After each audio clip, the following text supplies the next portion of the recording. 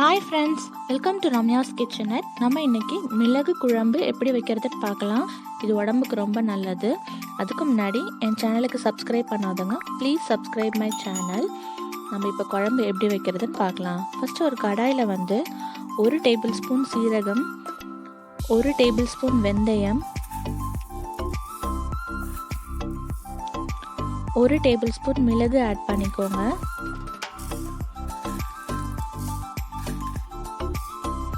அப்புறம் 1 கைப்பிடி கருவேப்பிலை ஆட் பண்ணி நல்லா வெறும் வாணல்ல நல்லா நீங்கள் பொரிச்சு எடுத்துக்கோங்க.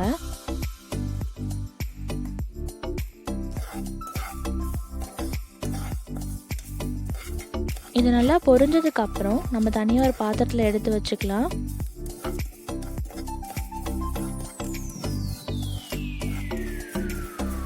நம்ம இது பொரிக்கும் போதே நல்ல வாசனையாக இருக்கும். இப்போ தனியாக ஒரு பாத்திரத்தில் எடுத்து வச்சுக்கலாம். இப்போ அடுத்த ஒரு கடாயில் ஆயில் ஆட் பண்ணி 4 துண்டு இஞ்சி, 4 துண்டு பூண்டு நல்லா எண்ணெயில் போட்டு வதக்கிக்கோங்க. அப்புறம் உங்களுக்கு தேவையான அளவு வெங்காயம் ஆட் பண்ணிக்கோங்க. நான் 2 பெரிய வெங்காயம் ஆட் பண்ணியிருக்கேன்.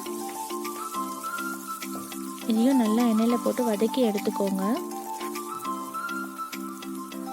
வெங்காயம் நல்லா வதங்கினதுக்கப்புறம் தேவையான அளவு தக்காளி ஆட் பண்ணிக்கலாம். நான் ஒரு பெரிய தக்காளியாக எடுத்து நல்லா சின்ன சின்னதாக கட் பண்ணி நல்லா வதக்கி எடுத்துக்கிறேன். அப்புறம் நம்ம பொரிச்சு வச்சுருக்க மிளகு, சீரகம், கருவேப்பிலை எல்லாத்தையும் வெங்காயம் தக்காளியோடு சேர்த்து நம்ம இப்போ மிக்ஸி ஜாரில் போட்டு அடித்து எடுத்துக்கலாம். நல்லா ஃபைன் பேஸ்ட்டாக அடித்து எடுத்துக்கோங்க. அதே மாதிரி உங்களுக்கு தேவையான அளவு புளியை நல்லா ஊற வச்சுக்கோங்க. இப்போ நம்ம ஒரு கடாயில் ஆயில் ஆட் பண்ணிக்கோங்க.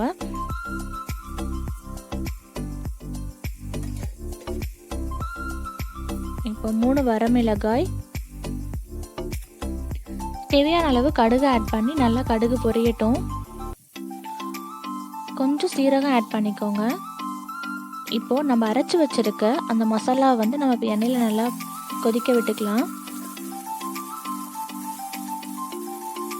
இந்த மசாலா நல்லா கொதிக்கட்டும். இப்போது நம்ம தேவையான அளவு குழம்பு மிளகாய்த்தூள் ஆட் பண்ணிக்கலாம்.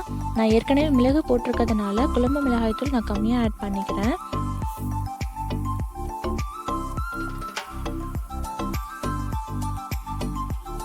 இப்போ எல்லாத்தையும் நல்லா வதக்கி விடுங்க.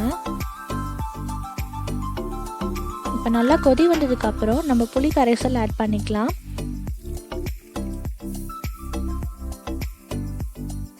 உங்களுக்கு தேவையான அளவு புளி கரைசல் ஆட் பண்ணி நல்லா கொதிக்க விடுங்க.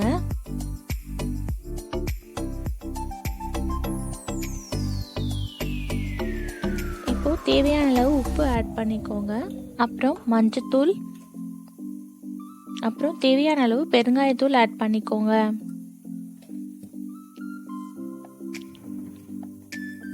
இது எல்லாத்தையும் நல்லா கலக்கி விட்டு நல்லா எண்ணெய் பிரிஞ்சு வர அளவுக்கு நல்லா கொதிக்க விடுங்க. இப்போ பாருங்கள், நல்லா எண்ணெய் நல்லா பிரிஞ்சு வந்திருக்கும். லாஸ்ட்டில் நான் கொஞ்சமாக வெந்தயக்கீரையை நல்லா காய வச்சு பொடி பண்ணி அதில் நான் யூஸ் பண்ணுறேன். உங்களுக்கு தேவைன்னா அது யூஸ் பண்ணுங்கள். அப்படி இல்லைன்னா கொத்தமல்லி தூவி ஆஃப் பண்ணிவிடுங்க. அவ்வளோதான், நம்ம சூப்பரான மிளகு குழம்பு ரெடி ஆகிடுச்சு. இந்த ரெசிபியை கண்டிப்பாக நீங்கள் வீட்டில் ட்ரை பண்ணி பார்த்து எப்படி வந்துச்சுன்னு எனக்கு கமெண்ட் பண்ணுங்கள்.